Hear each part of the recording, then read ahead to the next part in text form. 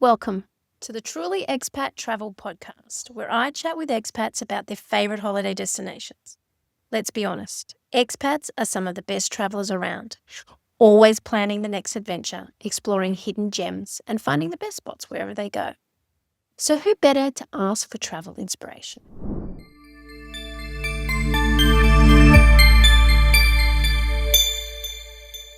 Welcome. Thank you. It feels more like I'm just catching up for a chat than getting onto a podcast. Oh, good. Yeah. So let's get started. So let's hear a little bit about yourself. Okay, myself. So, as you mentioned, I was born in Zakynthos. However, I was probably about 3 years old when we left. So, I don't have any memories or didn't have any memories of the island. I just obviously had photos and what my family had told me because I'm the youngest of 5 children. So, it was always at the back of my mind. I wanted to go back because I wanted to feel a connection. When I say go back, my family moved to Australia. So I've always felt Australian because that's where I grew up. That's where I went to school. That's where all my, you know, childhood memories are. But as I got older, I started to think more about my Greek culture and really, really wanted to get back to my roots and see where I actually came from. So my very first time there, I was married with 3 children. So it did take me a long time to get there. Yeah, so we went as a family and I met lots of cousins that I didn't know I had, went back to the original family home and saw all the olive groves that my father's family had and had been passed on for generations because Zakynthos is a big island and it's very, very green. It's on the Ionian side, so we call it the Italian side. So you can actually get a ferry from Zakynthos to Italy. I'm not sure which part of Italy though. Yeah. That's the only thing. So it's very green because then the islands on the other side of the mainland are very rocky and not so green. So there's 7 islands on the Ionian side, and then I think there's 12 plus on the other side of the mainland. Yeah, so that was the first time back. I was disappointed because when I first got there, I actually didn't feel any connection. I didn't feel any different. I thought I would get this sense of, this is where I come from, but no, I didn't. So anyway, but it was still a great holiday. We met all the family on that trip and we did some amazing things. It's actually an easy place to get to. So if you're going from Athens, you can either fly there, it's like less than an hour. If you're on the mainland, you can go from Patra, which is about 2 hours out of Athens, and you can catch a ferry, which is 45 minutes. So if you're already on the mainland and you're not in Athens, if you get yourself to Patra, it's only a 45 to an hour ferry ride to get there. So that's really easy. It's got beautiful beaches, as you mentioned. It is unique in that it has what's called a shipwreck cove, and then it's got the blue caves, and they're called the blue caves because they're actually what my kids called slushy blue. And if you're Australian, you know what a slushy is.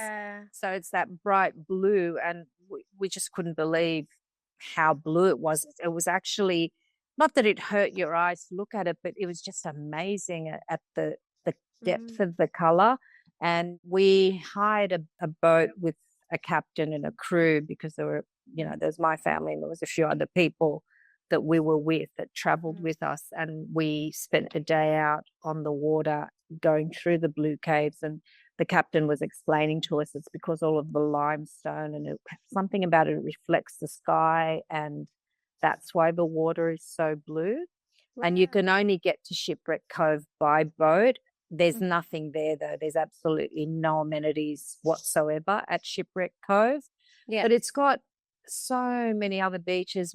Another beach that is quite unique to Zakynthos is a beach called Xygia Beach, and apparently it has minerals and collagen and so forth in there. Yes. So, and the funny thing is, I remember when we were there, we went into the water and we're like rubbing ourselves, thinking, oh, this is good for the skin, it's collagen, blah, blah, blah. I was wearing silver Tiffany jewelry and it all went brown. Oh my God. Yes, from all the minerals in the water.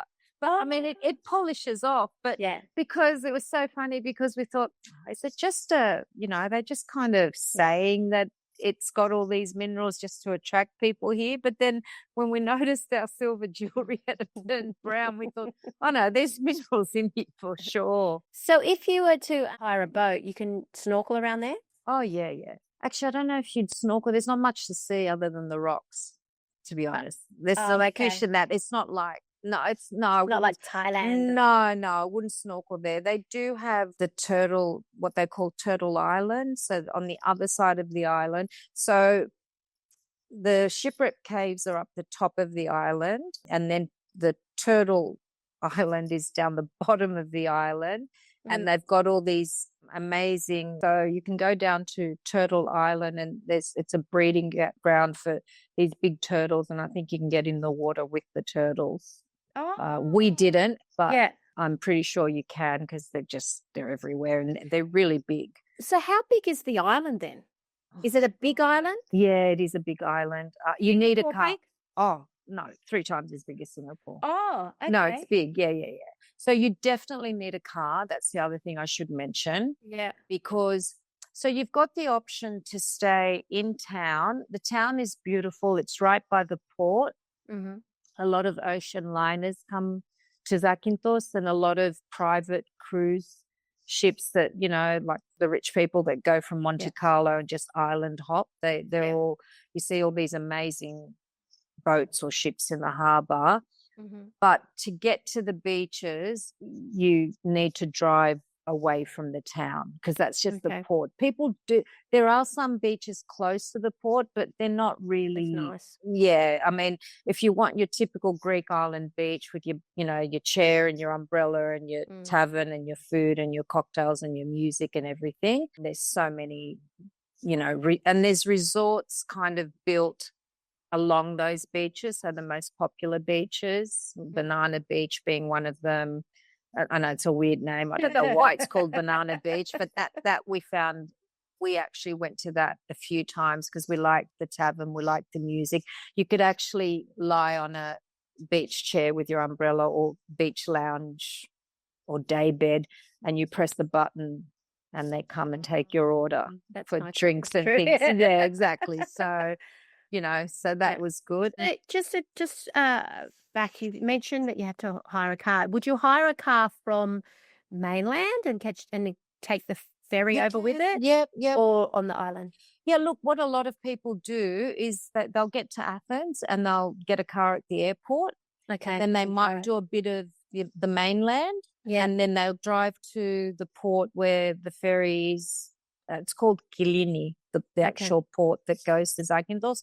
Drive your car onto the ferry. An hour later, 45 minutes to an hour later, you're in Zakynthos. You jump in your car and you drive to your accommodation, and then you've got the car, because there's just a lot to discover. There's also a place called Bokhali, and it's up on a mountainside. It's a village with shops and mainly restaurants and things, but the view from there is unbelievable. So it's beautiful during the daytime, but at night it's absolutely breathtaking, because you look down at the town and the port and it's all lit up, and it's just breathtaking. It's really, really nice. And there's some really nice restaurants and things up there. We actually stayed at a hotel up there.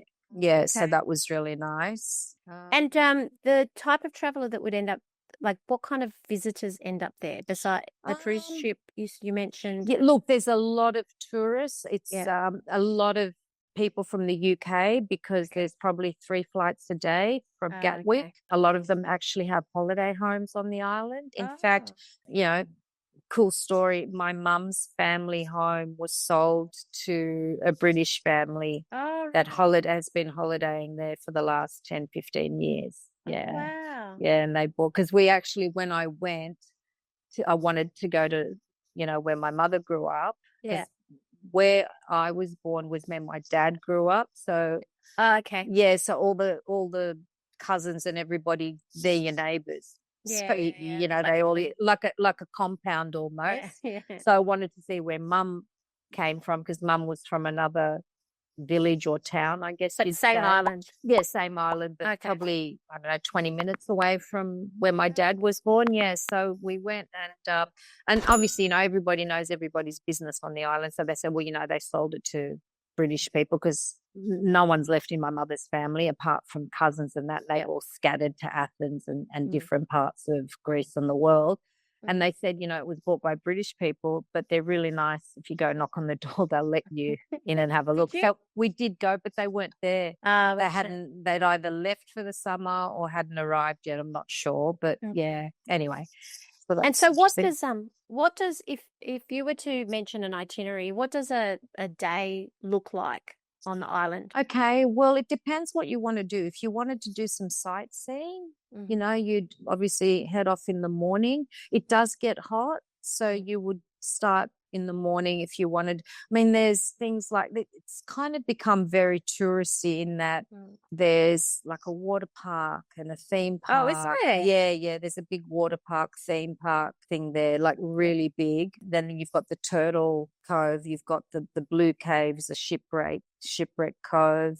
And there's just like lots of areas to discover because although there's lots of beaches around the island, they're all kind of different. Yeah. They're not, you know, different in how they're set up, I guess. The water's the same, it's beautiful.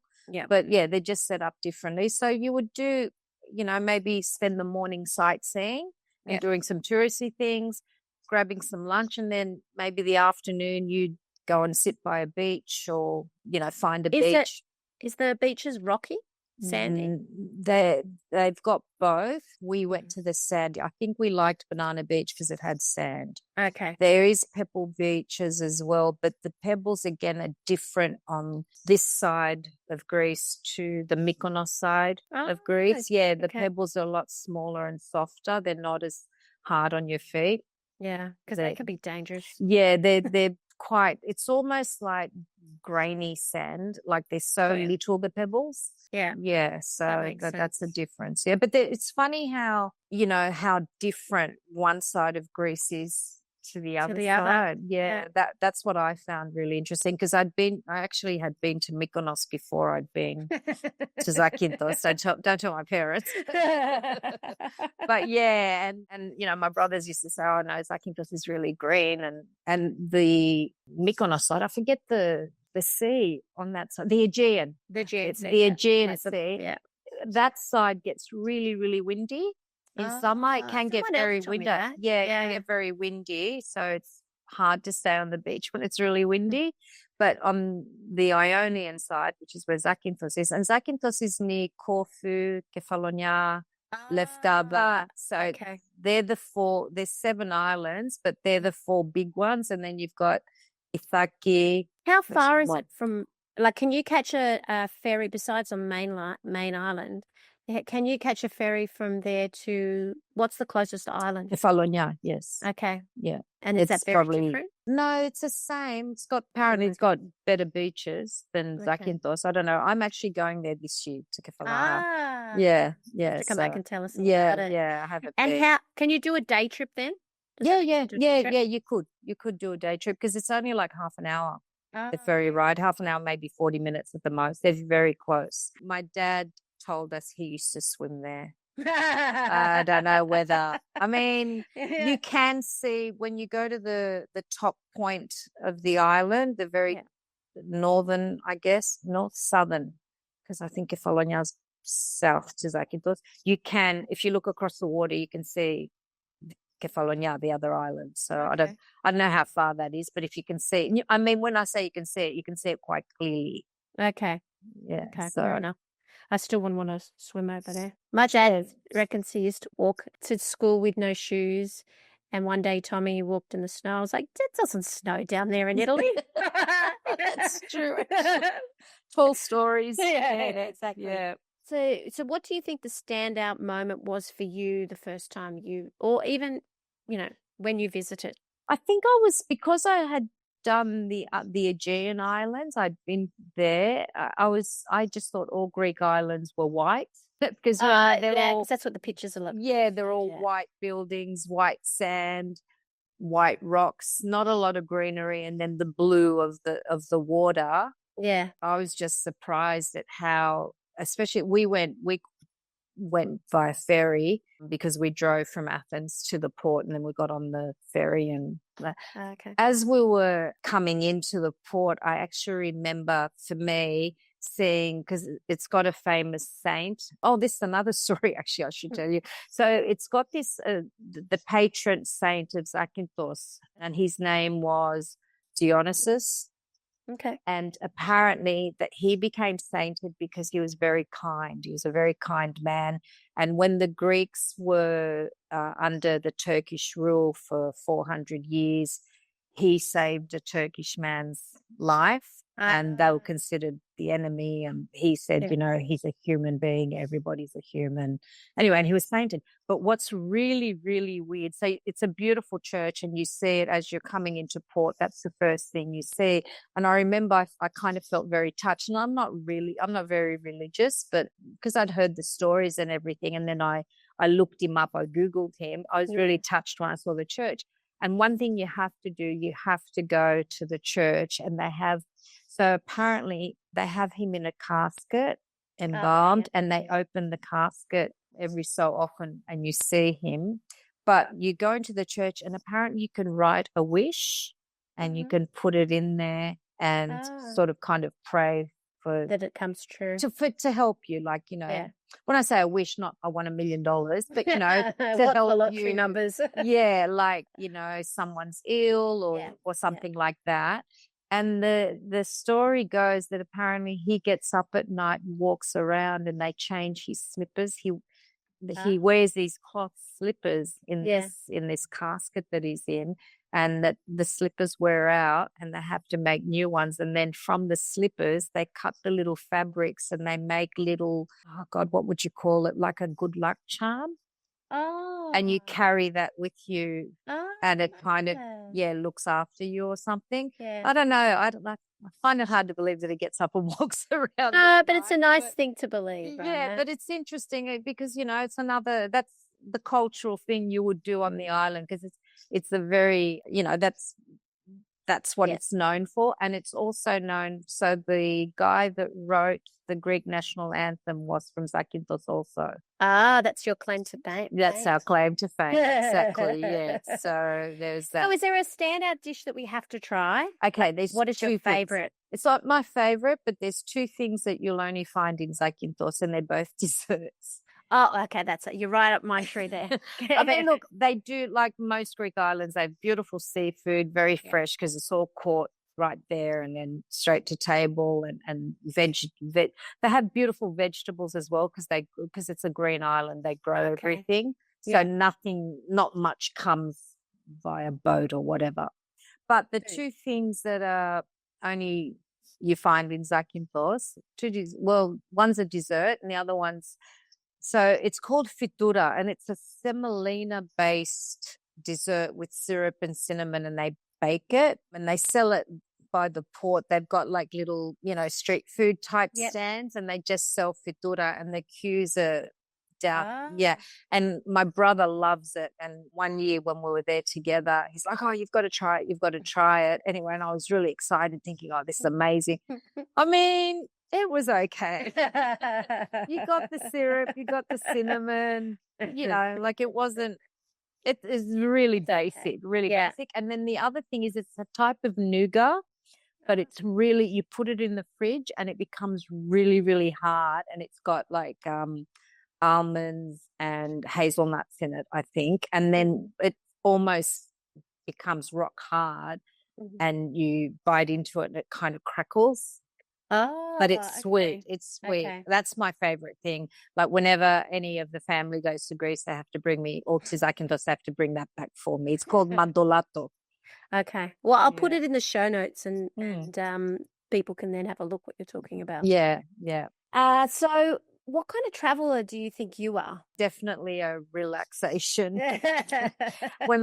Because as you know, we travel a lot, and people assume when you travel that you're on holidays. Yeah. A lot of the times we're not. So when I do travel for holidays, You just want to relax. I want to relax, but I do like a little bit of culture thrown in. Yeah.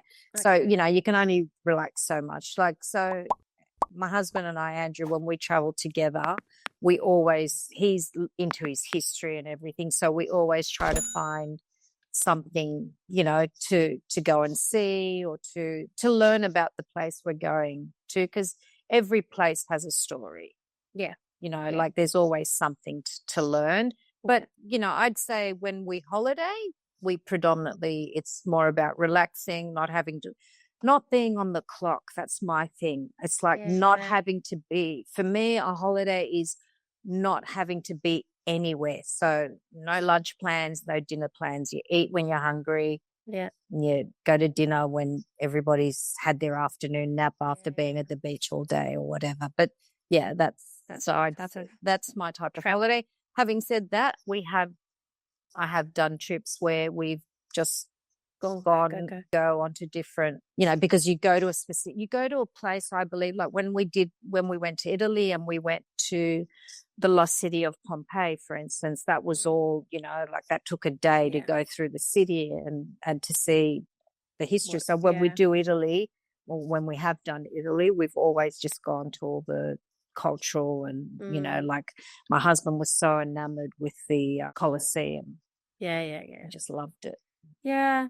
Those Italians, they've got some culture. Yeah. So between Greece and Italy, I think you've got the history covered. Yeah. Yeah. But, I think, when you say travel, it's hard because we travel so much. Yeah. It's hard to peg us into one slot of what, what sort of traveler we are. But if I holiday travel, it's definitely to relax. Did you have any, I guess you're from there, but did you have any cultural experiences or interactions with locals? Only the relatives, really. And look, but actually, no, that's not true, because even the people at the hotel and the people in the shops that we're at. So we did, like when I told them, obviously I would speak Greek to them because I can speak Greek, and they get really excited because apparently I speak Greek with an accent, with an Australian accent. I didn't know that, but I soon found out. So they're really excited that, you live in Australia, but you've kept your Greek heritage and so on. Yeah. But then when I tell them that I was actually born on the island, then they want my family tree. And I'm not kidding, probably 50% of the strangers that I spoke to knew my family. They're all your relatives. Yes. So that was interesting. I guess that was a cultural awakening. But everybody, because they live by tourism. They're just really lovely. Like they can't do enough for you in the hotel. Like nothing's a bother. The other thing that I really find amazing is when you sit down at a restaurant to order food, they automatically will bring you water, and then they'll bring you something to nibble on. Yeah. And then when you finish and you ask for the bill, they'll bring you something like watermelon or whatever cake they've made free of charge. And you're like, no, we want to offer this to you in appreciation for you, coming to our restaurant. So you don't get that in a lot of places. Yeah. So is it that's a typical really culture? No, it's not, but they appreciate it. It's not expected. Yeah. But I think most people do tip because they're just really nice. Like they become your friends while you're sitting there. They'll come and chat to you. And I don't know, maybe for me it was different because, we spoke the language and I'm from there. So it opened up. But even other people that have been there have said they found it very friendly. Yeah. Is it seasonal? I'm guessing it with being on an island. It would be, yeah, it would be. And I guess the season in Zakynthos starts in about May. Yeah. And goes through to about October. And then it actually gets cold. It doesn't snow, but winter is cold and rainy, can rain and whatever. But it's not as hot as the Aegean side. And I think that's because it's green. Yeah, so you've got the trees and shade and just a bit more. Whereas the Aegean side, because it's all white, the sun reflects off the rocks and it just makes it, and off the buildings and everything. I mean, there's white buildings in Zakynthos as well, but there's a lot of greenery and olive groves and so on. So it's not a stark white, so it doesn't feel as hot. Yeah, I know, man. That makes sense. Mm. There's always a surprise when you go on a holiday or into a new destination. What do you think the surprise was for you? Like, was there anything that I think just the contrast between the Aegean Islands to the Ionian, the fact that, I mean, it's not your normal postcard looking Greek island, because all the ones that you see are Santorini and Mykonos, and you see the white buildings, the blue roofs, the blue water, and Bougainvillea. It's not like that. It's green. There's olive groves. It's probably more like Italy, like more like Tuscany in a way, but an island. If I know does that make sense? Yeah. I know, because I felt the same way about Crete. Yes, yeah, because Crete is probably 3 times the size of Zakynthos. Crete is huge. Okay, Yeah, Crete is huge. Yeah. I was actually surprised at how big. Is it the biggest island? Yes. Yeah. Yes, it is. Yeah. So, what's one thing you wish you had known before you went? Maybe probably to allow more time. Okay. Because I think we had 6 days there, and I think you could spend more. I think a week or even a bit more if you wanted to do kind of if you wanted to do most things. Can you hike? Is there mountains? Not really. I mean, it's mountainous, but I don't know that you would hike. Okay. No, I don't think so. No. Okay. I'll say no to that, because I'm just picturing it in my head, and no. Are there wineries? No, not really. No. Not really. No. But there's lots of olive groves, yeah. Did you do the olive oil, olive oil tasting and stuff? Yeah, the olives are really amazing. Yeah. So, if you could give one tip or advice to somebody going to the destination, what would it be? To allow at least 5 days. Have a car. Yep. And then I would probably stay in town. Yep. Because if you've got a car, then you can drive to all the different places you want to go to. But then when you want to have a night out or whatever, you'd go to the town. And it's got a huge town square where there's no cars go on. Then there's all restaurants and everything on this town square. And people are just strolling and, having a drink. And it's by the port. So you've got the water glistening and all the fairy lights and everything. So, and it's prettier. Yeah. I mean, we didn't stay in town. Yeah. We stayed at a resort kind of up from town. It was maybe a 10-minute drive up from the town. Like it was kind of, that's where the view was and everything. But I think next time I'd go, I would stay in town, because I didn't actually spend enough time exploring the town. Yeah. We explored the island. Yeah. And that's why I think, like if you're in town, you could do stuff during the day and then at could night. walk around. Yeah. So we didn't really do that. Okay, that's good advice. Thank you. That's been welcome. great. Thank you, Paula. Thank you for having me. Oh, well, thank you for coming on. So join us again next week on Truly Expat Travel Podcast, where I have another exciting destination in a world that's too big to be left unexplored. Ciao for now.